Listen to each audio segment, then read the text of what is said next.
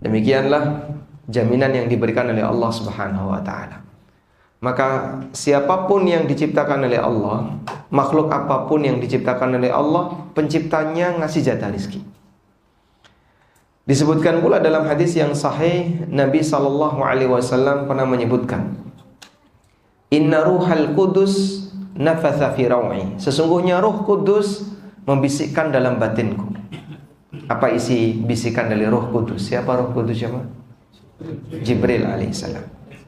Innahu lan tamuta nafsun hatta tastawfiya rizqaha. Tidak ada satupun jiwa yang mati kecuali dia telah menghabiskan semua jatah rizkinya. Wa in abta'a anha, meskipun bisa jadi kadang ada yang datangnya agak telat. Karena Allah Subhanahu wa taala memberikan rizki hamba dalam bentuk jaminan pasti semuanya dapat. Namun berapa nilainya Allah tidak memberitahu.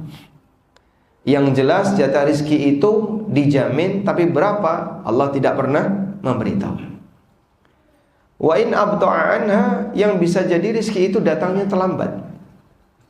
Sehingga misalnya di usia 60 tahun ada yang belum punya rumah, masih kontrak. Ada yang sampai di usia 70 tahun dia nggak punya rumah, sampai bahkan meninggal anaknya tidak punya warisan tanah. Dan banyak di antara kaum muslimin yang ketika saya tanya, bapak saya tidak meninggalkan warisan apapun, rumah nggak punya, tanah nggak punya. Lah dulu ya beliau cuma ngontrak-ngontrak saja sampai beliau meninggal dunia. Walhamdulillah, mudah-mudahan Anda bisa menjadi anak yang lebih mandiri, tidak mengandalkan harta nemu dari jeripaya orang lain. Sebab warisan itu kan jeripaya siapa, Pak? Orang lain. Baik.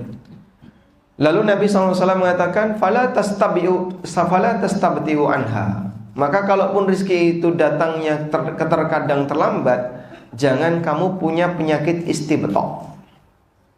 Apa itu penyakit istibtok? Ingin cepat sukses sebelum waktunya. Sehingga orang pengen ngejar target, pengen segera cepat punya ini, pengen punya ini, belum waktunya. Karena dia tidak punya faktor pendorongnya, akhirnya harus ngutang ke tempat orang lain. Khudhu ma hulla wa da'u ma hurrim, maka ambil yang dihalalkan dan tinggalkan yang diharamkan. Dan berdasarkan hadis ini, kita mendapatkan satu pelajaran. Semiskin apapun manusia, nggak bakalan mati sampai apa? Jatah rezekinya habis. Demikian pula sebaliknya, sekaya apapun manusia, dia tidak akan mampu melampaui jatah rezekinya.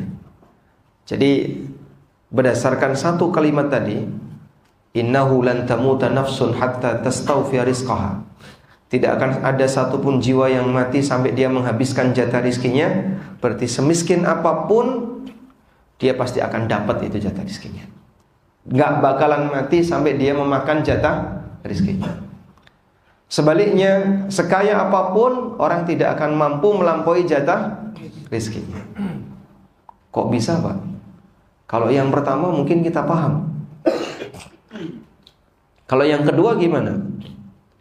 Yang kedua, kaya dalam arti jika orang itu punya banyak tabungan, punya banyak simpenan, tidak semua tabungan dan simpenannya itu akan dia manfaatkan. Terbukti nggak kayak gitu? Banyak sekali.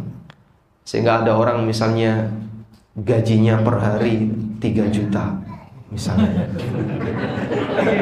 dia kumpulin tuh dalam jumlah banyak sekali. Senang dia. Berarti sebulan berapa?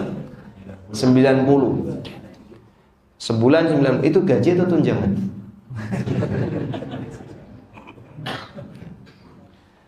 Dia dapat misalnya dalam sebulan 90 juta. Cuman dia kumpulin aja. Dikumpulin.